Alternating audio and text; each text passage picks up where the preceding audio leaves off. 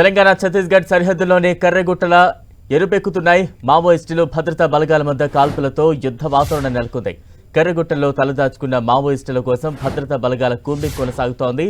DRG, Bastar fighters, STF, CRPF, cobra సహా మొత్తం 24,000 బలగాలు మావోయిస్టుల కోసం వేట కొనసాగిస్తున్నాయి. కర్రెగుట్టల్లో హిడ్మా నేతృత్వంలోని PLGA 1వ బెటాలియన్తో పాటు Dandakaranya special zonal committee, Telangana రాష్ట్ర కమిటీ, సెంట్రల్ రీజియన్ కమిటీల నక్సల్స్ కీలక నేతలు ఉన్నట్టు తెలుస్తోంది.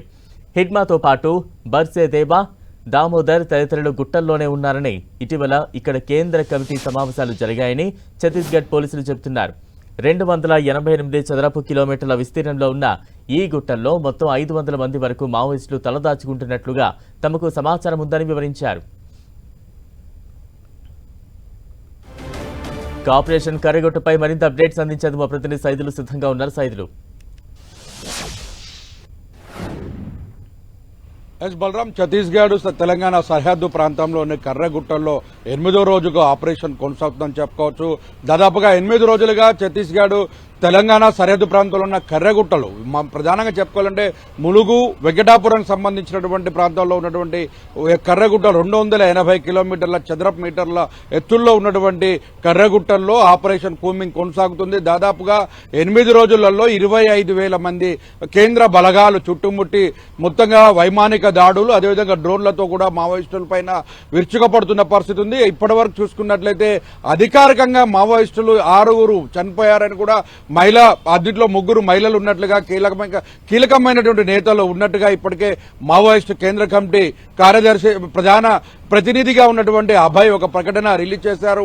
మావోయిస్టులతో చర్చలకు సిద్ధంగా ఉండాలని, ప్రభుత్వం అందుకు కావలసినటువంటి శాంతియుత వాతావరణాన్ని కల్పించాలని, అందుకు సంబంధించి ఛత్తీస్గఢ్, తెలంగాణ, ఛత్తీస్గఢ్, తెలంగాణ, మహారాష్ట్ర ప్రాంతాలకు సంబంధించిన రాష్ట్రాలలో శాంతియుత చర్చలు కొనసాగించి కర్రెగుట్టల ఆపరేషన్ నిలిపివేయాలంటూ కూడా లేఖ రిలీజ్ చేయడం జరిగింది. దాదాపుగా ఈ వారం రోజుల వ్యవధిలోనే మొత్తంగా 2 పర్యాయాలు కూడా మావోయిస్టులు తమ లేఖను విడుదల చేశారు. శాంతియుతమైన చర్చలకు పిలుపునిస్తున్న పరిస్థితి ప్రధానంగా మనం చూసుకున్నట్లయితే కర్రెగుట్టల్లో మావోయిస్టుల ఏరువేతకు సంబంధించి ఇప్పటికీ 5 సొరంగాలను కూడా, గుహలను కూడా కనుగొనడం జరిగింది. ఆ గుహలకు సంబంధించి ఒక్కొక్కటి 80 అడుగుల లోతు ఉంది. ఆ 80 అడుగుల లోతుతో పాటు కూడా ప్రధానంగా ఎంట్రీ, అటు నుంచి ఎగ్జిట్ 2 కూడా ఉన్నటువంటి పరిస్థితి. అక్కడ గృహాలలో కూడా ప్రధానంగా వాళ్ళ వాటర్కి సంబంధించి సోర్స్ కావచ్చు, నిత్యావసర వస్తువులు, వాటికి సంబంధించినటువంటి తలదాచుకున్నటువంటి స్థావరాలను కనుగొనడంతో పాటు చుట్టూ ఐఈడీలను కూడా ఏర్పాటు చేశారు.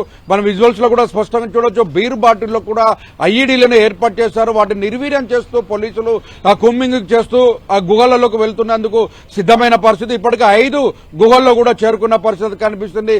మొత్తంగా చూస్తే కర్రెగుట్టల ఆపరేషన్ కి సంబంధించి ఇప్పటికే ప్రజా సంఘాలు, విప్లవకారులు, అదేవిధంగా ప్రజాస్వామికవాదులు, మొత్తం కూడా పౌర హక్కుల సంఘాల నేతలు ఇప్పటికే ఆపరేషన్ కర్రెగుట్టలో నిలిపివేయాలంటూ కూడా ఆందోళనలు కొనసాగిస్తున్న పరిస్థితి. ఇప్పటికే సీఎం రేవంత్ రెడ్డి జానారెడ్డితో పాటు కేశవరావుతో కూడా భేటీ అయ్యారు.